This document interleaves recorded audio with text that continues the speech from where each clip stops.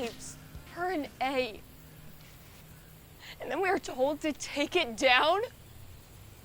Another lie! Another person screws us over! And good morning, evening, afternoon, wherever you are in the world. This is Harrison Smith with another episode of Cinema. And coming up on episode 100, I can't believe 100 episodes. Actually, I can believe it. That's one of those things. I don't know. You ever notice that on social media? Someone posts about their kid, 25 years old. How did this happen? And sometimes you just want to respond, well, the Earth goes around the sun every 365 days, making it a complete solar year. Create 25 of those and, well, you get your answer. So, yeah, I can believe it's 100 episodes. Been doing this now for a little bit. And most of all, hoping you're enjoying it. So today, thought I would steer over into a bit of a different direction, but keeping the theme of cinema. And that is talking about my upcoming horror film, a monster movie called Where the Scary Things Are. And the reason why I thought I would do this subject matter today is because for episode 100, I'm going to have the kids who starred in the film be part of that episode as a special episode as we're looking at, it looks like a fall release for this motion picture. So again, we're really excited about it. I'm very proud of the film. And I'm proud of the film most of all for the circumstances that it was shot under. So for all of you listening that are independent filmmakers, if you go back now to the start of the pandemic in roughly February, March of 2020, I was scheduled to make a horror film, a monster movie called Dark. That was the original title. And it was about some kids who find a monster. Now, I'm taking off on the whole concept of the Goonies, Stand By Me, those kind of 80s films, E.T., where always those good kids are caught up in something where they discover something odd or weird. As if you remember, of course, in the Goonies, they discovered sloth. And in E.T., of course, they discovered the alien. Super 8 even, which is not an 80s film, but might as well have been. They discover an alien as well, a monster, and in Stand By Me, they're looking for a body. That kind of stuff. And it was always the same premise. So I want you to think about this for a moment. What if the asshole kids found sloth in the Goonies? What if the Goonies weren't the nice kids? What if they were the Columbine kids? What if they were the really dark and really truly screwed in the head bad children, the kind that you read about and thank God yours is not like? And that was the starting premise for Dark. And I started getting things around. We were going to shoot it in the summer of 2020, and things were going along fine. And then we started getting rumblings of the pandemic, and then things got worse and worse. And finally, we had a stock market crash. If you remember, I believe it was in March of 2020. And I had investors lined up. They were going to put in a certain amount of money each. There were like 10 investors, and they were ready to go. And then the market crashed. And about 2 days later, I heard from my contact who had rallied these market investors together, and he said, and I quote, "Harrison, this film is FUBAR, fucked up beyond all recognition." So it was over. The investors said they were not going to contribute to Dark, and good luck. Look us up some other time when things are better. Now, for all of you who make independent films, you know that's the death bell, right? That's it. So I was given professional advice also as well to say that you might want to dust off your college degree because the indie film industry just might be over. It was a lot of doom and gloom in the early days of this. There was no vaccine in sight. Nobody knew what we were doing. We had the whole mask issue. Everything was going on. No one knew what was happening. And most of all, the Hollywood industry came to a halt. Everything was paralyzed. Television shows went on hiatus. Movies stopped in mid-production, and that was it, and shut down. And basically the nation and probably most of the globe turned to streaming and Netflix for their entertainment. That's why we got the success of such a shitty documentary as Tiger King, glorifying such absolute trash. And that's another story all on its own.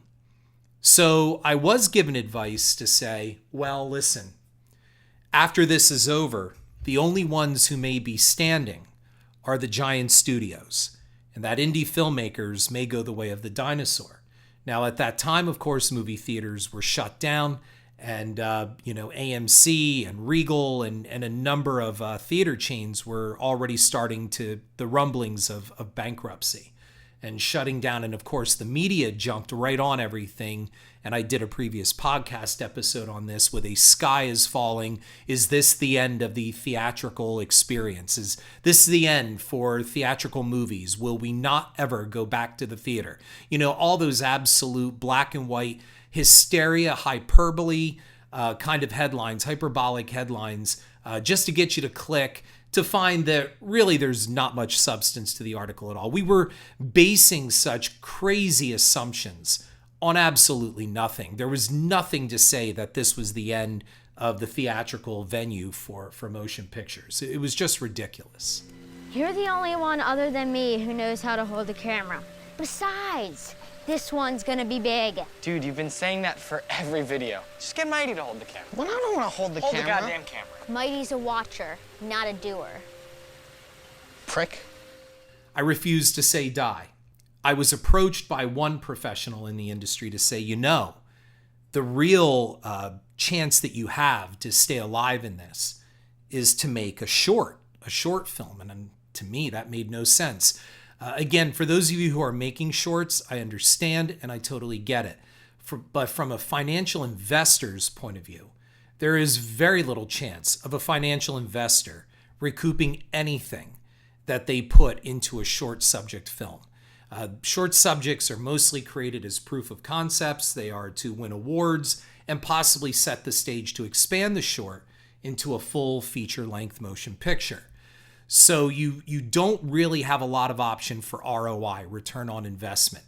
And at the height of the paralysis of this industry and the inability to even distribute, because distribute to whom? To where? Remember, the theaters are closed. How is an investor getting their money back? So I kind of balked at that. I was like, I guess, because the attitude was, the theory was, you get a short that garners a bunch of awards, it's going to get attention for you. So when this pandemic finally ends, and it will, then you'll be on top. I guess. But that really doesn't help me at this point, especially in keeping the lights on and the bills paid. And then about a week later, I got a call from a major company. And they said, what do you got? Because at this point in time, the industry is paralyzed. There is a sudden shortage of content. You can remember a lot of the shows went on hiatus, and a lot of them that were to debut, Stranger Things comes to mind immediately for season 4. Well, it's not happening. So there is a dearth of content out there that needs to be filled. And they came to me, and I had just sold my horror film, The Special, which many of you are familiar with. And they were so desperate, they said, can you unsell it? And I was like, no, it's done. Like the legal paperwork is finished. The contracts are done. We've walked down the aisle and we've said, I do. It's over. And they said, well, what else do you got? And Dark came to mind. And I said, well, I have this monster movie and it's got some cool action in it, a great monster, blah, blah, blah, blah, blah. I really pitched it. And they said, can you do it for this? And they gave me an amount.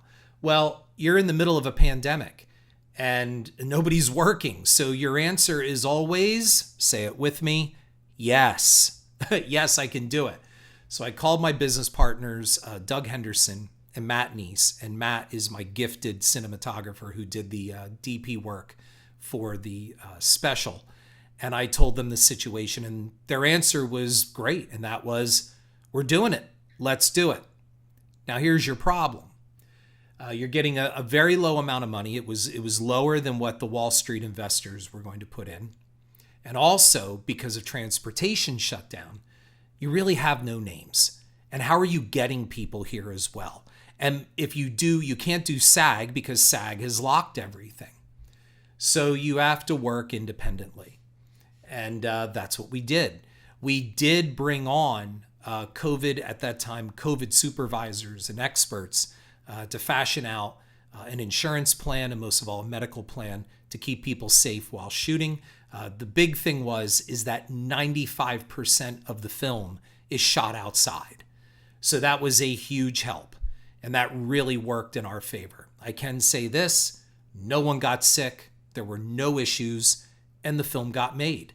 You little boys making big boy smut with her and that camera?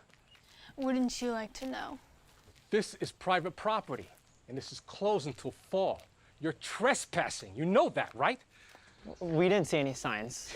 Right, kid. I call the police or your parents. Which is it? Why don't you catch your breath first, fatso? What a dick. So we decide we're going to go into production. And the thing is, you have a center cast that are all kids. They're all teenagers. How do you get them?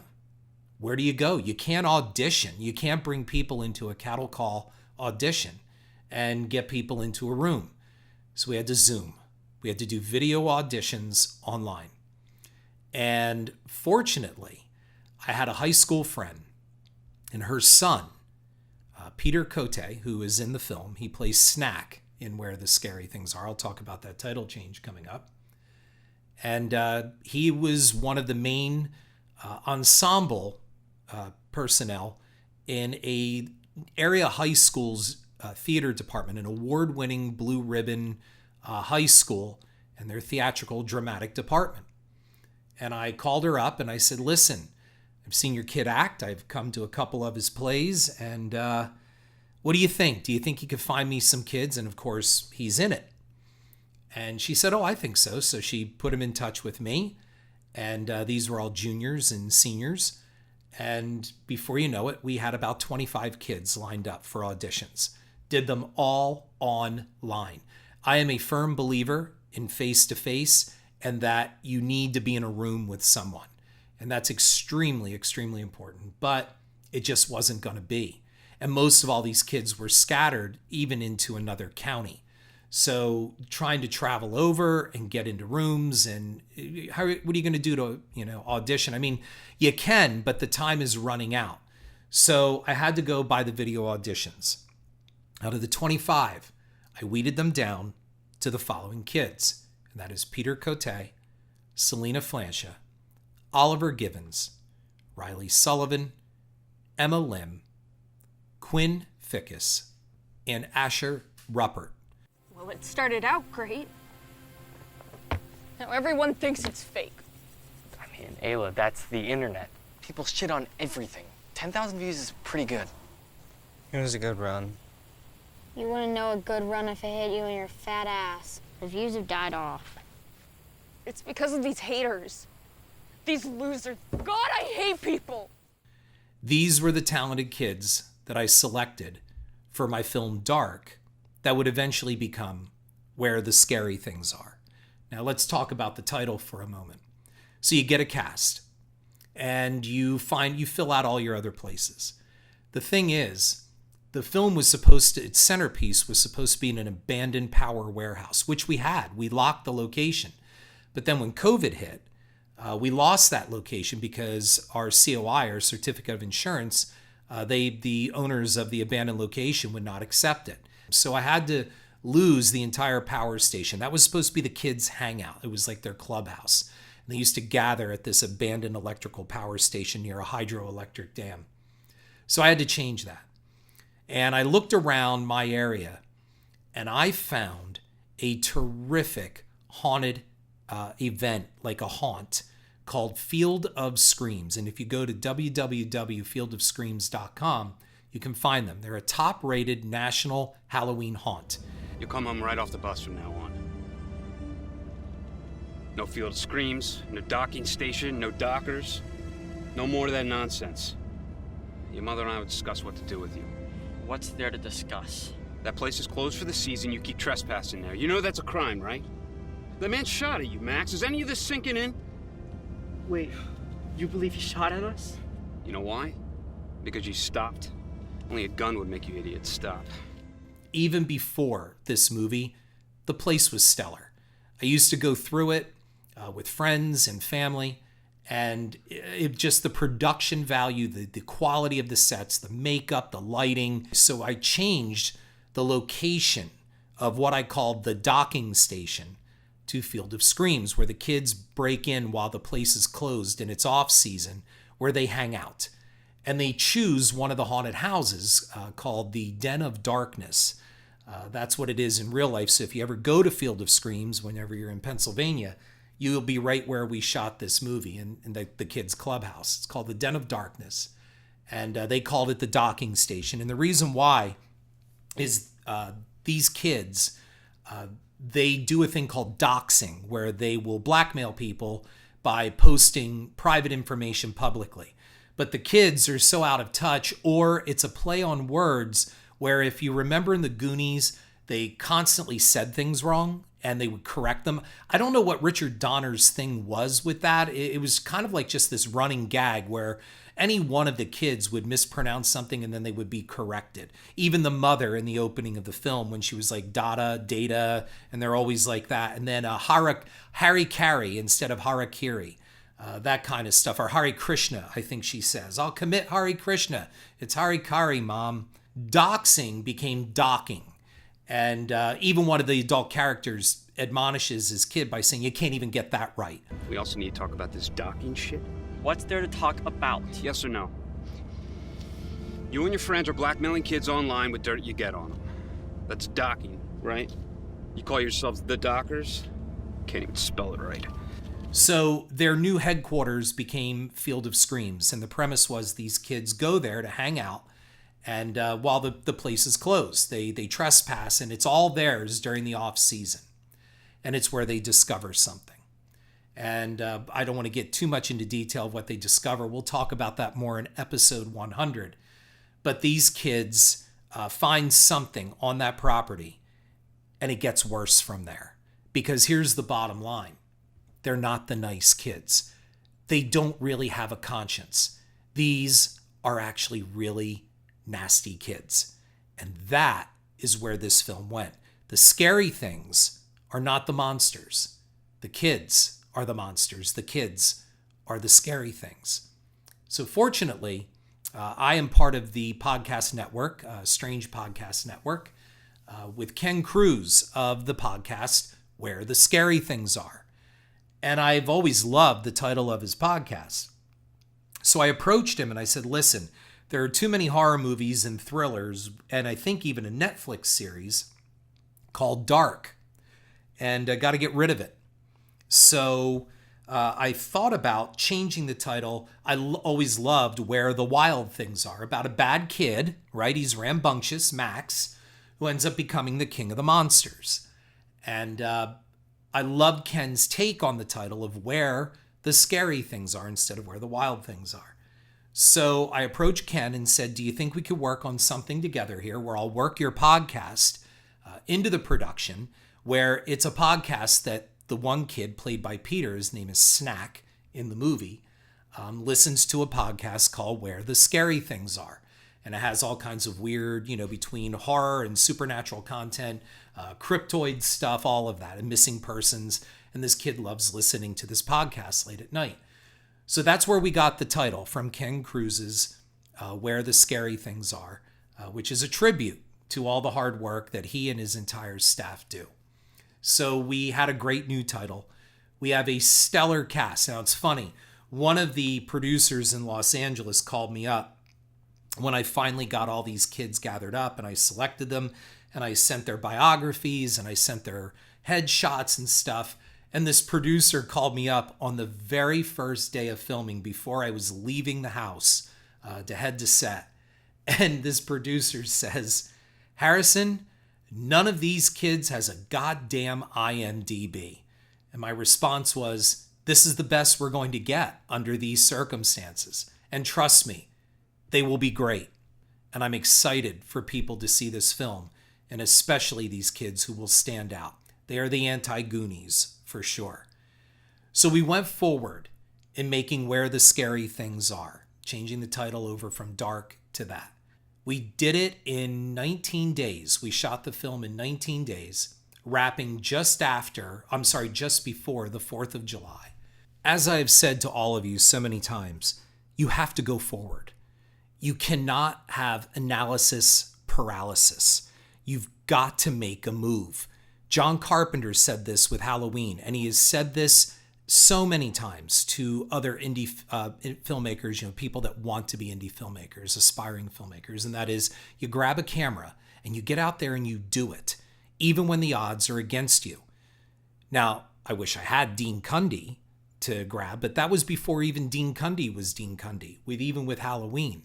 And that is why I have told you so many times, to beat cinema, CYNEMA, you need to have a terrific crew, because the crew will make anything look great. And I have been lucky to have the crew that comes along with Everything's Fire and Bold Creative Media, and that is with Doug Henderson and Matt Neese, because they are committed to quality. And working with them, we're about solutions. So you're coming together with a very small crew because of COVID. You are limited in your resources. You're limited in your finances. You're even limited in your location because we had to change the entire location. But the thing is, it worked. It was a wonderful, happy accident because Field of Screams was wonderful. It gave us production value that even an abandoned powerhouse could not give us.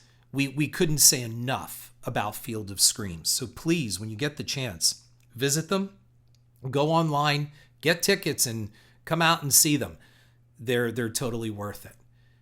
But in the meantime, aside from a great set, you have to rely on your own resources. Otherwise, you can just go ahead and make shit. And we didn't want to make shit. We wanted to make a great movie. So even the kids that we chose, they were the best of the best. One of them happens to be my neighbor. And he's a kid who acted locally in theater and dinner theater and at a local public theater. And the only reason I knew is because his father on a walk one time while walking the dog said, "Oh yeah, my kid acts." He said, "I've seen your films, just so you know, if you ever want to use them one day."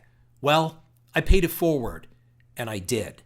And that is the magic of indie filmmaking, and that is what a studio film can't do. So while the industry was paralyzed, stagnated, and basically shut down, a lot of others on the indie front were moving forward and trying to get things made, because the bottom line is we need to stay alive. You can't sit around and wring your hands and go, why me? Why me?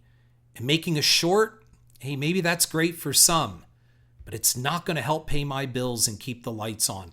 I had to do something. So I had a great script. I then had a new great title, and I found some really great kids. And I already had a great crew in place. When you read the credits on the IMDb, look at those people. Reliable, professional, creative, punctual, and wonderful. All of them. And I can't say enough about that as an indie film director, writer, and producer. I couldn't have done Where the Scary Things Are without them. You can gather up all the greatest kids and all the greatest actors all you want, but that doesn't mean it's going to turn out if you don't have a great camera crew, sound, all of it. And they all came up and they all came together, and we went into this with the goal of making a terrific motion picture. Analysis paralysis. It sounds all catchy and all of that, and it's easy for me to sit here on the other end of a microphone talking to you. But screenwriters, directors, producers, always think about your next move and always think about the worst case scenario. And again, you can go forward and you can make garbage.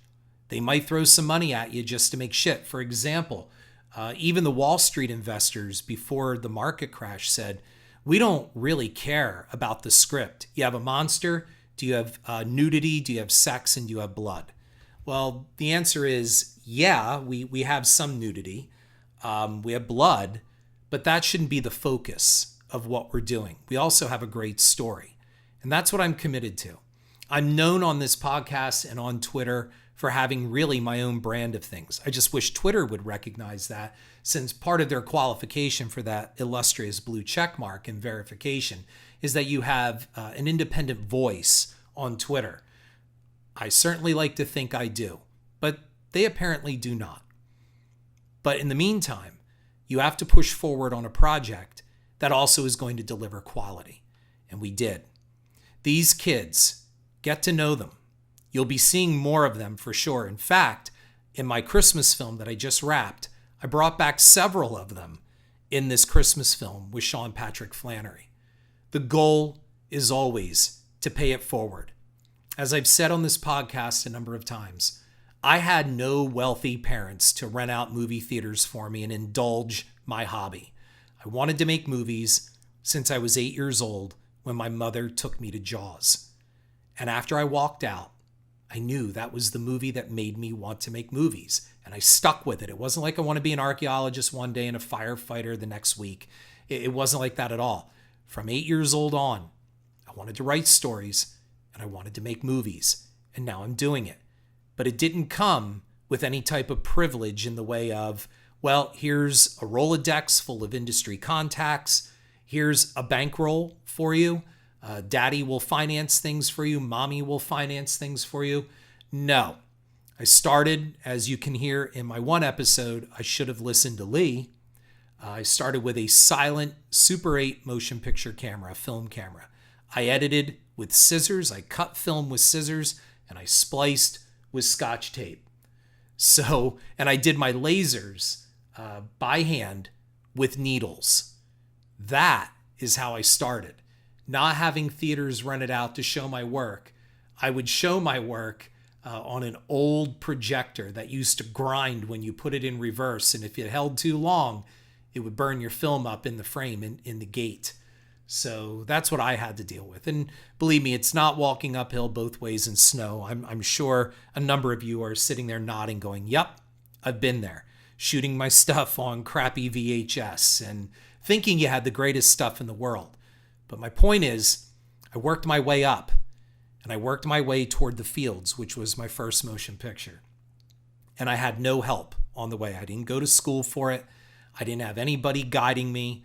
I learned. I devoured all I could through magazines, through reading, through books, watching interviews, behind the scenes, and learning and seeing how things were done. My first book that I ever bought in the Scholastic Book Club was Dick Smith's How to Do Special Effects Makeup book. That's my first book that I ever bought, and I was in 4th grade. So I bought that with my own money because I had to have that book and I had to learn how this stuff was done. So a lot of you out there can relate to this. And this gives you the energy, the power, and the resources for when a disaster hits, like COVID-19. It allows you to move and avoid analysis paralysis. You can move quickly and leanly, and you can get things done and move between the cracks. While the giant lumbering studio machines grind to a halt, you can be the mouse running through the gears of the clockwork or through the engine of the steam engine, the locomotive that's come to a halt. And that's exactly the analogy I like to use for making where the scary things are. We ran between the gears and through the cracks to get it done. In episode 100, I'm going to bring the kids on. And I'm going to try to bring Ken Cruz and his group into this for episode 100 to celebrate 100 episodes of cinema. Because these are people that are out there working their butts off to provide quality, where they could just do a knockoff show and just get something out. And even though they have the means to do better, they just don't want to. That's not the case with these people. That's the same for Doug Henderson and Matt Neese of Everything's Fire and Bold Creative Media. These kids are known as the Dockers. And I think you're going to enjoy them. And I don't think you're going to forget them after this movie comes out. So I'm looking forward to episode 100. This is Harrison Smith. Thank you for listening. And I look forward to episode 100 coming your way very, very soon. Thank you.